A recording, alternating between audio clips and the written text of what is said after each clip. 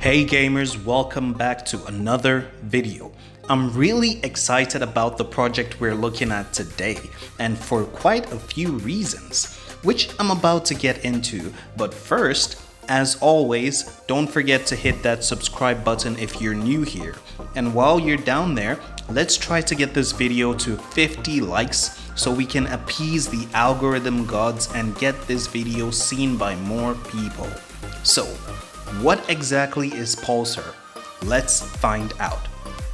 The Avalanche blockchain has yet again attracted another group of talented developers who have chosen to launch their game on an Avalanche subnet.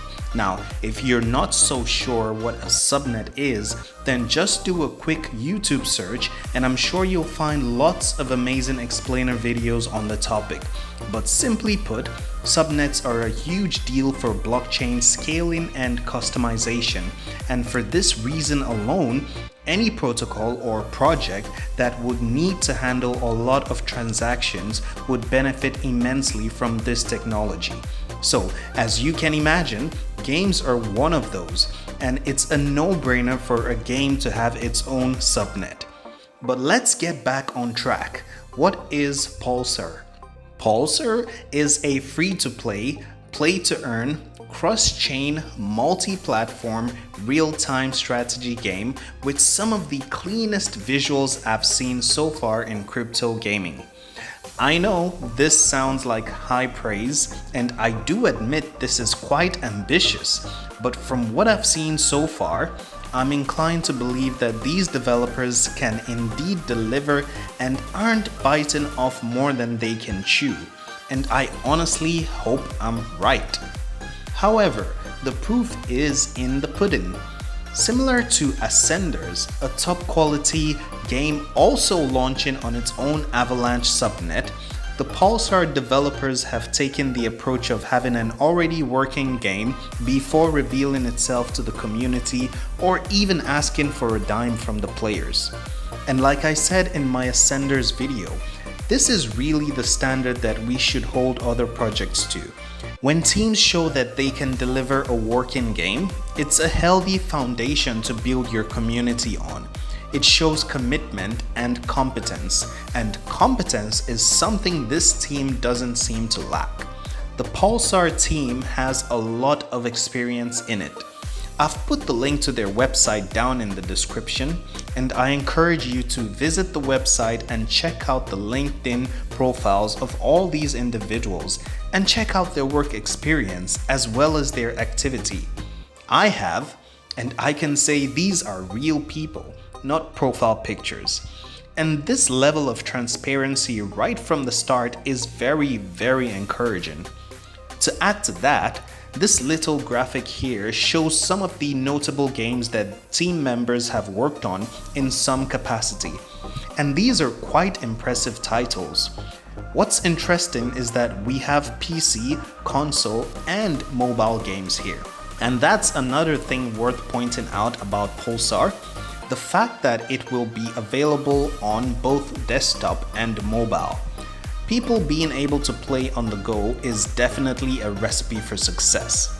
But that's not all. Pulsar plans to cater to Web 2 gamers as well.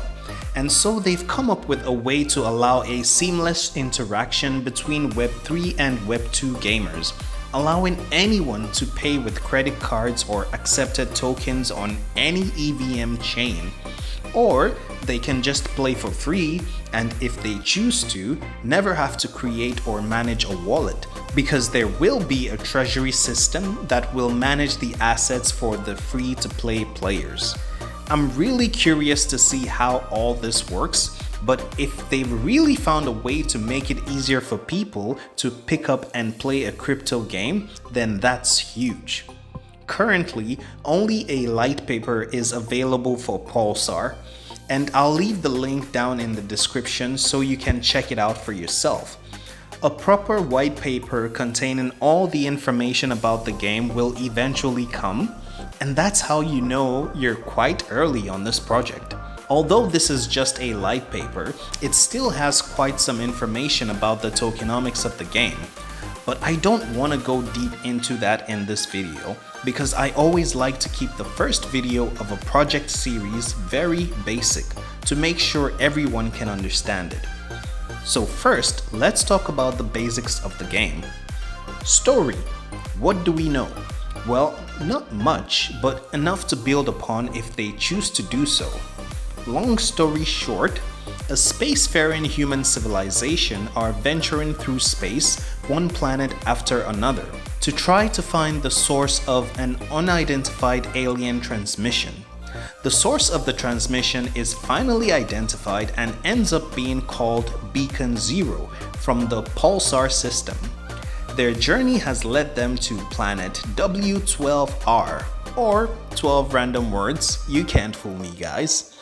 And this is where the game takes place.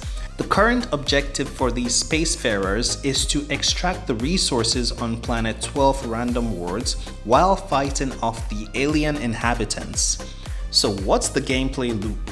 Well, there isn't a lot of info on that yet, but if you've played any real-time strategy game before, then you can imagine this won't be much different.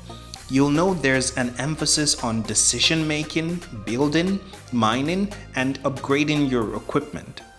The mission you can see on your screen is the first mission showcased to the public from a pre-beta build of the game. It gives you a good idea what the gameplay loop will be like.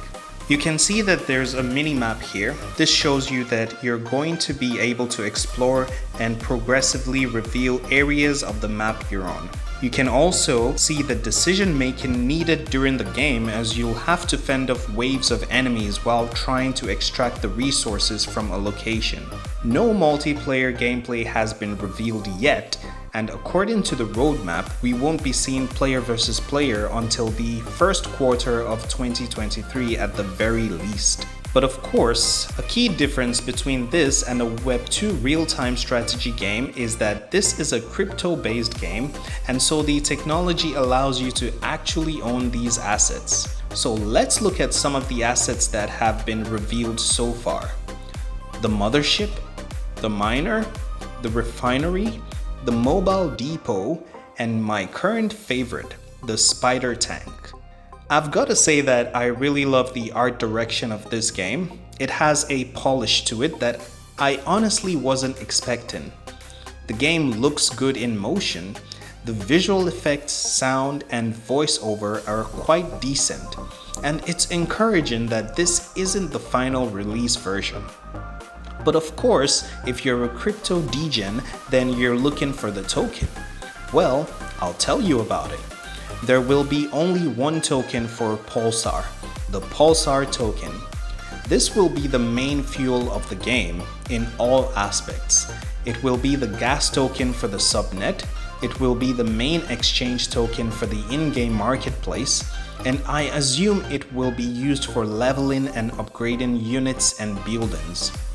But here's something interesting. The only currently revealed way to get the token is by playing the game and actually mining the raw Pulsar and then refining it into the on-chain Pulsar token. Like I mentioned before, more info will certainly come about the supply of Pulsar and possibly other ways of getting the Pulsar token when the white paper gets released. But for now, we know that land in Pulsar is going to play a huge role in the economy of the game because of the Pulsar in it. There will also be varying amounts of Pulsar available on the lands depending on the land rarity, size, and security level. We also know that the Pulsar in the land cannot be replenished. If it's gone, then it's gone. You'll have to go get your Pulsar on a different plot of land. It'll be interesting to see how this plays out. But simply having land is not enough. You need a miner to extract the raw Pulsar, and you need a refinery to convert it. But don't forget, it won't be that easy to mine. You'll be under attack, so you'll also need spider tanks and other unrevealed combat units to ensure a successful expedition. So you kind of get the feel that the economy of the game is looking complex enough to be healthy and balanced. There is a real benefit to owning different assets apart from the primary token and land. And so it's not a case where you have one or two tokens and nothing else driving the economy, and it becomes an inevitable slow bleed to zero. I'm hopeful that this variety and utility will avoid a slow bleed of the value of all these assets. One last thing I want to talk about is the roadmap. At the time of making this video, the beta is set to launch in about 2 weeks. You may still have time to secure a beta pass. I'll leave a link to the official Pulsar Twitter and Discord. Pay attention to these channels so you don't miss any opportunities to join the beta. But after the beta, there will be several NFT mints, so prepare for those. And eventually, the game, which is set to release in October, launching first with limited functionality and then fully launching in December. But before we end this video, I have one last thing that makes me bullish on this game. Pulsar will be cross-chain. The team plan to conduct their first NFT mints across some of the major chains concurrently, and you will be able to play the game without having to bridge your assets over to the Pulsar subnet. This is really good because if you have a good product, there's no need to make it hard for people to use it. Making it more accessible will lead to a greater number of players. But as if that wasn't enough, the team's ambition is to have Pulsar running on these different chains by having a planet located on each chain. How far down the line is this planetary system expansion? I'm not sure, but I'll say it sounds incredibly ambitious and may take a while to implement. There are questions though. For instance, how can you mine Pulsar on an Ethereum planet if the Pulsar token only exists on the Pulsar subnet? Will a Pulsar token be created on each of these chains along with the planets? Will new extractable tokens be created for these new planets? We'll have to wait to find the answers to all of these questions. But that's it for this video. Pulsar looks very promising, and I'll definitely be sharing more information about the game as it becomes available.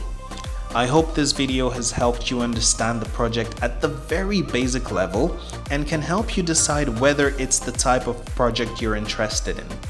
My personal recommendation? Pay attention to Pulsar. This isn't financial advice, but this game has all the qualities to do well long term, all of which I've highlighted in this video. So, thanks a lot for watching, and until next time, stay safe and earn on gamers, you deserve it.